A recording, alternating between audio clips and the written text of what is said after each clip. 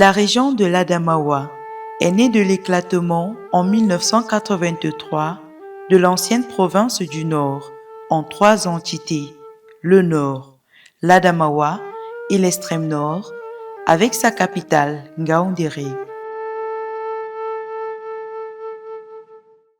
L'Adamawa a reçu son nom au XIXe siècle de son conquérant Peul, le Lamido Modibo Adama, qui avait sa capitale à Yola, de l'autre côté de la frontière nigériane.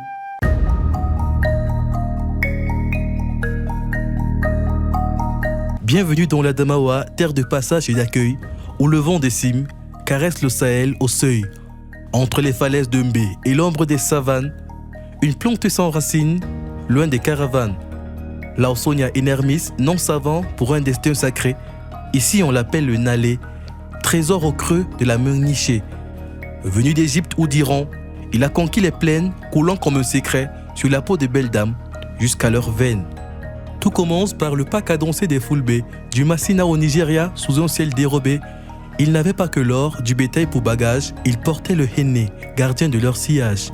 Puis vint les Lamida, de Tibati à Ngaoundéré, le henné quitte la brousse pour les palais de grès. Aux mains des femmes nobles, il dessine l'élégance, un art de cour, un signe de haute naissance. Aujourd'hui, sous l'azur, le henné est chez lui. Il est le lien de foi qui brille dans la nuit. Baptême, mariage, il scelle l'histoire et la beauté, transmettant une grande fierté.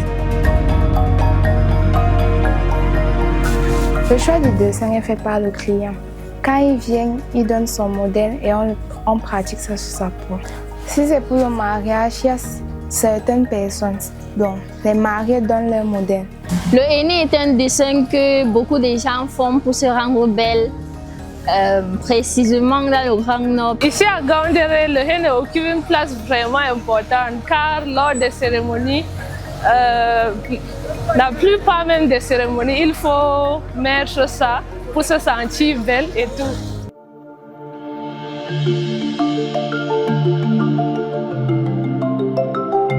Au Cameroun et dans l'Adamawa en particulier, les paumes de main et de pied des futurs mariés étaient décorées et dessinées par du henné. C'est une pratique millénaire qui remonte à des temps anciens et joue un rôle crucial dans la vie des femmes musulmanes à travers le monde. D'après moi, le henné, c'est même la décoration de la femme. En fait, j'aime voir ma femme faire ça. D'ailleurs, même moi, si je vois une femme faire le henné, ça la rend plus belle qu'avant. Regardez Aïssatou, jeune maître du trait. Sur la peau de Niat, elle trace un portrait. Autodidacte hier, professionnelle aujourd'hui, elle dompte la pâte, elle crée et elle luit. Dans la société, par contre, les regards divergent, les voix se mêlent.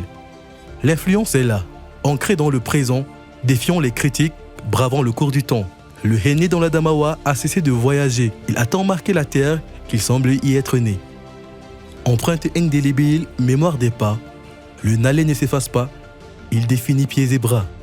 Pour moi, toutes les femmes devraient mettre, puisque c'est un dessin qui charme d'abord, c'est un dessin qui est vraiment qui valorise notre culture, surtout nous les Kanouris. C'est un dessin qui nous valorise, qui montre notre culture. Non seulement le henné est utilisé à des fins esthétiques, mais il revêt également une signification spirituelle et culturelle importante. Le henné a une signification particulière pour moi. Okay. En fait, moi quand je vois une femme a déjà le henné, moi je vois c'est une femme quand même, c'est une femme qui appartient à un autre homme. Ok, c'est comme le plaque Semak, d'après moi. Mais ici à Ngaoundéré, je vois que tout le monde utilise le henné. Mais chez nous là-bas, au Grand Nord, quand on voit une femme qui a le henné chez elle, nous on n'affronte même pas parce qu'on sait que c'est une femme de truc. Le henné pour mariage est avant tout un symbole de protection et de chance. Selon les croyances, il éloigne le mauvais œil, attire la prospérité et prépare la future mariée à sa nouvelle vie.